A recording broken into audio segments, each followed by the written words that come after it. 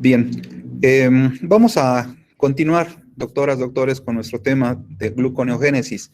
El día de ayer comentábamos que esta era una secuencia metabólica que tenía por finalidad producir y generar moléculas de glucosa fundamentalmente en el hígado, un poco más también en el riñón, y algunos reportes por ahí que existen que el intestino también tiene cierta capacidad limitada, pero finalmente también la tiene, para producir esta importante molécula energética, la glucosa, a partir de otras sustancias que provienen de otras rutas metabólicas y que pudiéramos considerar que el organismo o las células las intentan eliminar y el cuerpo lo que hace es intentar reciclar esas moléculas para no desperdiciarlas justamente y volvernos un sistema sustentable. Es decir, que las moléculas que se van produciendo y generando en otras rutas metabólicas puedan ser de utilidad para algo tan noble e importante como es el asegurar, el mantener las cantidades mínimas necesarias de glucosa para que funcionen estructuras vitales como son justamente, fundamentalmente el sistema nervioso y algunos otros, por supuesto. Dentro de estas moléculas que el cuerpo produce en otros lugares, en otros sitios, en otros procesos metabólicos, y que nuestro organismo tiene capacidad, repito, en hígado, en riñón y en intestino, tiene la capacidad de utilizarlos como precursores y sumarlos a una ruta metabólica denominada gluconeogénesis, que nos va a permitir justamente formar glucosa, tomar esos carbonos contenidos en estas moléculas y utilizarlos para armar a la molécula de glucosa. Eso es lo que hace la gluconeogénesis. Vamos entonces a hablar más al detalle. En muchas ocasiones se dice, y he escuchado este comentario de manera insistente, que la gluconeogénesis es la secuencia inversa de la glucólisis. Y es importante, doctoras, doctores, que si bien es cierto, sepamos que si bien es cierto que se parecen, porque comparten muchas reacciones, no son justamente lo inverso. Tal vez la gente a lo que se refiere cuando dicen inverso es que mientras que en la glucólisis que aparece en esta imagen al lado izquierdo, la glucosa es degradada hasta piruvato, 2 moléculas de piruvato, a lo largo de esta secuencia, pues participan las enzimas, los cofactores que ustedes ya conocen de la glucólisis, pero observen cómo en la gluconeogénesis, que sí es cierto que tiene mucho que ver con la última fase, las últimas reacciones de la gluconeogénesis son justamente, o las básicas, que tiene que ver cómo el piruvato puede convertirse en glucosa. Esto es lo que de manera muy insistente, muy estricta, podríamos denominar como gluconeogénesis. Y en efecto, si ustedes se fijan, doctoras, doctores, hay muchas enzimas que se parecen o se confunden, mejor dicho. Se comparten, sería la palabra adecuada, se comparten. Sin embargo, doctoras, doctores, es importante que antes de que desarrollemos los conceptos de gluconeogénesis, veamos lo siguiente. Si ustedes recuerdan, en la glucólisis existen 3 reacciones irreversibles. Y estas 3 reacciones irreversibles son aquellas en las que la célula invierte energía en la primera fase, la exoquinasa o glucoquinasa, la fosfofructoquinasa, y en la fase de recuperación de energía, cuando la piruvatoquinasa recupera energía. Es en estas 3 reacciones en donde tenemos una secuencia o un proceso irreversible. La reacción quiere decir que no puede ir en sentido inverso. Tiene que ser siempre, digámoslo así, hacia adelante. La glucosa convertirse en glucosa 6-fosfato, la fructosa 6-fosfato en fructosa 1,6-bifosfato, y a partir del fosfonol piruvato, formar piruvato. Esas son reacciones irreversibles de la glucólisis.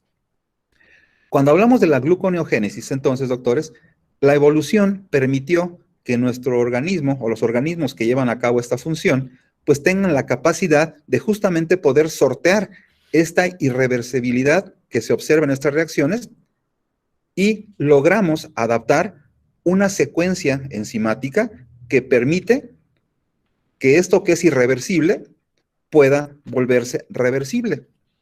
Y eso justamente son las diferencias que tenemos en cuanto a la glucólisis con gluconeogénesis.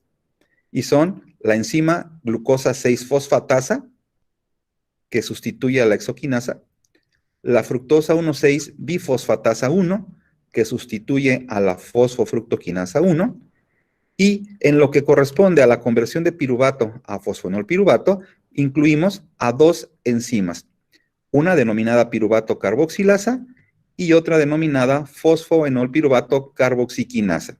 Y en esta secuencia de reacciones tenemos un intermediario que no formaba parte de la glucólisis, que es el oxaloacetato.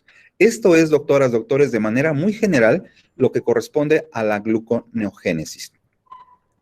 Es importante también, doctores, que recordemos lo siguiente. Esto que les presento es la glucólisis. Tenemos la glucosa, la formación de piruvato.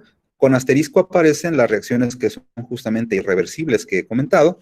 Y recuerden ustedes que en la glucólisis, uno de los destinos importantes del piruvato es justamente ingresar a través de la membrana mitocondrial, en lo que corresponde a la membrana externa, mediante una porina, penetra, ingresa al espacio intermembrana y después atraviesa la membrana mitocondrial interna gracias a un transportador denominado piruvato translocasa, y entonces el piruvato puede ingresar. Pero, doctoras, doctores, una vez que el piruvato ingresa a la mitocondria, pues tiene varios destinos. Uno de ellos, fundamental, pues es cuando se oxida acetilcoenzima A para incorporarse al ciclo de Krebs. El piruvato, doctoras, doctores, es importante que sepan que una vez dentro de la mitocondria no puede salir, ya que el transportador que le permite el acceso desde el exterior al interior, particularmente el que se encuentra en la membrana mitocondrial interna, que es esta imagen que aparece aquí, que se conoce como piruvato translocasa, no puede hacer el flujo inverso, es decir, no puede de la matriz mitocondrial enviarlo al exterior. Por tanto, el piruvato no puede salir. Entonces, si ustedes observan, en la gluconeogénesis, el piruvato debe convertirse en fosfonolpiruvato, entonces podríamos pensar, bueno, tiene que salirse entonces, ¿cómo le hacemos para que el piruvato, que no puede regresar, cómo se incorpora nuevamente a la ruta inversa, digámoslo así, en estas partes, en estas regiones, para que podamos sintetizar glucosa? Y bueno, lo que es importante observar entonces es, vean ustedes cómo cuando el piruvato se incorpora al ciclo de Krebs, tenemos un producto denominado oxaloacetato, que es con el que se fusiona la acetilcoenzima A para formar el citrato, dando inicio con ello justamente al ciclo de Krebs. Y a medida que se efectúa el ciclo de Krebs, se forman pues varios productos como el alfa-cetoglutarato, succinilcoenzima A, coenzima A, succinato, perdón, ácido málico, fumarato, oxaloacetato. Bueno, observen también al malato, oxaloacetato. Bien, vamos a ver entonces qué ocurre para que este piruvato, doctoras, doctores, que ha ingresado a la mitocondria, ¿cómo le vamos a hacer para que tenga la posibilidad y la capacidad de salirse y dar inicio a una secuencia retrógrada y que nos permita formar glucosa?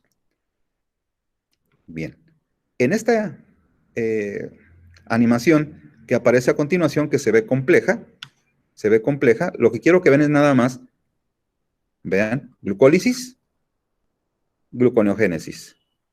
Glucólisis una vez más, gluconeogénesis. ¿Qué está pasando aquí, doctoras, doctores? Bueno, es importante que ustedes sepan que en la gluconeogénesis, vean aquí, sigan el cursor por favor, acérquense un poco a la pantalla para que lo vean con mayor detalle. Una vez que el piruvato ha logrado ingresar, lo que ocurre, doctoras, doctores, es que al incorporarse a la secuencia de ciclo de Krebs, aquí viene el piruvato, este se convirtió en acetilcoenzima A, se fusionó con el oxaloacetato, etcétera, etcétera. Lo que ocurre, doctores, es que el piruvato va a convertirse ahora en una molécula denominada directamente oxaloacetato. Vean, el piruvato ya no se viene para acá, sino que unas moléculas de piruvato se convierten directamente en ácido oxaloacético, o bien denominado también oxaloacetato. Esto se logra por la piruvato carboxilasa, que lo que hace es agregarle un carbono adicional, se forma este producto de 4 átomos de carbono, el cual se convierte en malato.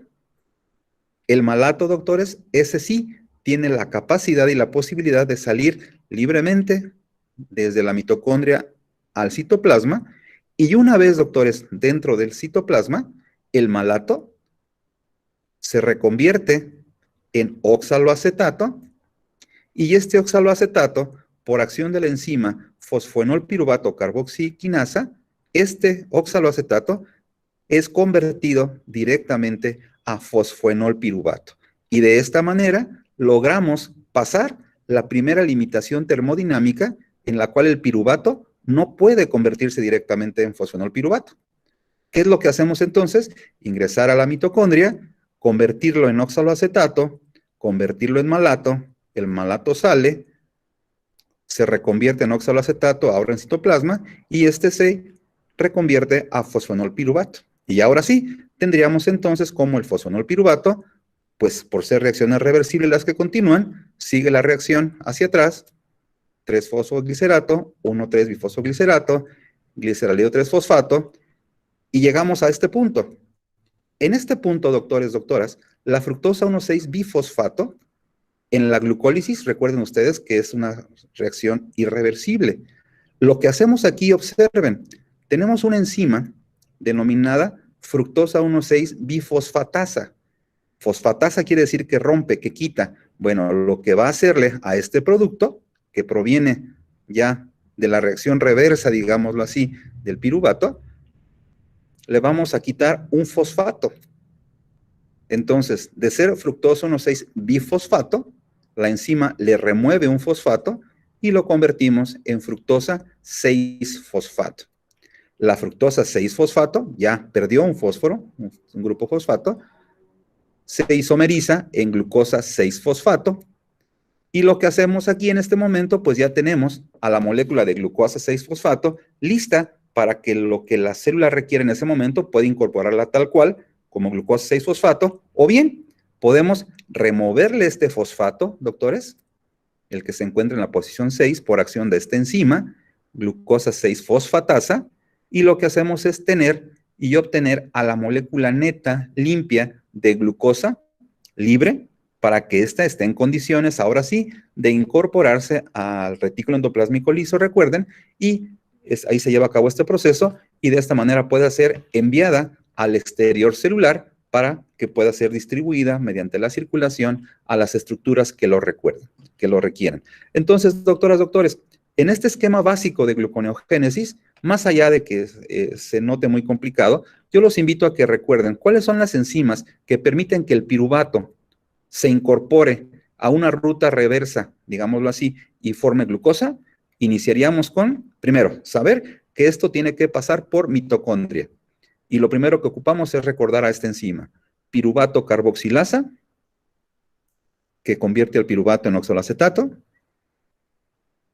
El oxaloacetato en malato sale al exterior. Aquí tenemos otra enzima denominada fosfoenolpiruvato carboxiquinasa que convierte el oxaloacetato en fosfoenolpiruvato. Van dos enzimas importantes que diferencian a la gluconeogénesis de la glucólisis. Las siguientes enzimas son las mismas. Al llegar a este punto, tenemos otra enzima que solamente está presente ahora en la gluconeogénesis, la fructosa 1,6-bifosfatasa, y finalmente la glucosa 6-fosfatasa. De esta manera, doctores, entonces tenemos cómo la molécula de piruvato puede dar origen, mediante esta combinación de reacciones, hasta moléculas de glucosa. Glucosa, que recuerden, puede ser utilizada por el hígado para ser exportada mediante la circulación a los tejidos que lo requieran. ¿Por qué? Recuerden que esta enzima, doctores, la glucosa 6-fosfatasa, solamente se encuentra en estos tejidos, en estos órganos que son gluconeogénicos: hígado, riñón y, de acuerdo a los últimos reportes, intestino. Son los únicos entonces que pueden formar glucosa libre y por tanto exportarla al exterior para que a la vía sanguínea las distribuya. En el caso de músculo, si esto no ocurre. Esto es únicamente en el caso de hígado, riñón e intestino. Bien, ahora, para no confundir tanto con tantas estas reacciones que aparecen, solamente quiero decirles que en esta imagen también observan ustedes estos óvalos en verde. Bueno, pues lo único que indican, doctores, es cómo también la molécula de ácido láctico puede convertirse en piruvato. Recuerden que es una reacción reversible, y de esta manera también el piruvato proveniente del lactato seguiría la misma secuencia y nos va a permitir la formación de glucosa. El glicerol, que proviene de la degradación de ácidos grasos, también tiene la posibilidad de, una vez que se ha formado, incorporarse por estas enzimas que aquí aparecen, incorporarse a la glucólisis y finalmente tomar parte de estas últimas reacciones y también formar glucosa. Por eso el glicerol y el lactato son también importantes precursores de glucosa por vía gluconeogénica. También observen que en la imagen aparecen estos círculos en tono rojizo y que lo que nos están indicando es que también es el sitio en el cual algunos aminoácidos, cuando son degradados en la célula, los esqueletos carbonados de estos aminoácidos pueden convertirse o en piruvato, o en oxaloacetato, o en alfa-cetoglutarato, o bien directamente en piruvato. Y de esta manera, también ser utilizados, sufrir la misma secuencia de reacciones para formar glucosa. Esto de manera general, doctores, es lo que corresponde a la gluconeogénesis. Es un proceso, por supuesto, complejo, pero que finalmente basta que ustedes recuerden que los sustratos fundamentales para que lleguemos aquí a glucosa puede provenir desde piruvato, puede provenir de lactato, puede provenir de glicerol o de algunos aminoácidos que, como parte de su proceso degradativo, forman a estas moléculas, las cuales se incorporan. Aquí también tenemos al propionato, que ya en alguna sesión les había comentado, que en la literatura se reporta también como un sustrato gluconeogénico, pero que no está reportado que pueda representar importante participación en el metabolismo humano. Sí, de otras especies. Bien. El proceso gluconeogénico, doctores, es importante, lo que quiero decirles con esta imagen, es un proceso que gasta energía. Es un proceso que, si ustedes revisan con detalle el esquema, que presento, van a observar que a lo largo de la secuencia de piruvato, particularmente esta glucosa, se requieren 4 ATPs, 2 GTPs y 2 moléculas de NAD reducidas. Estas moléculas, entonces, lo que nos están indicando es que es un proceso fuertemente endergónico. Quiere decir que nuestro organismo gasta energía. ¿Por qué gasta energía? ¿Por qué nuestro cuerpo sí quiere invertir energía en esta secuencia? Pues porque a la larga le va a permitir formar glucosa, sustrato fundamental para múltiples y otras reacciones químicas. Y finalmente, doctoras, doctores, una imagen o dos más. Este es el proceso que yo comentaba. Una vez que la glucosa 6-fosfato se ha formado en la gluconeogénesis, el paso último para que se forme la glucosa 6-fosfato penetra al retículo endoplásmico liso. Y en el retículo endoplásmico liso es donde se lleva a cabo el proceso de remoción del fosfato y la glucosa 6-fosfato que ha penetrado se convierte en glucosa, es enviada nuevamente al citoplasma y de esta manera los transportadores GLUT o ese GLUT que se encuentran en los tejidos de los que estemos hablando, pues sacan a la glucosa al espacio intersticial para que a partir de ahí la circulación, la microcirculación se encargue de llevarlo a la sangre y de esta manera sea distribuido al organismo. Recuerden, importante, esto solamente ocurre en hígado, riñón y un poco en intestino. Son las únicas estructuras que tienen la capacidad de llevar a cabo gluconeogénesis. De manera muy importante, por supuesto, sería el hígado, le sigue el riñón y un poco el intestino. A continuación podríamos hablar de las secuencias ya químicas de cada uno de ellos. No lo voy a hacer por detalles ya un poquito más técnicos que tienen que ver con el conocimiento de otras estructuras, solamente les comparto que en esta imagen, ya con calma lo pueden revisar, tenemos la conversión del piruvato en oxaloacetato, fosfenol piruvato,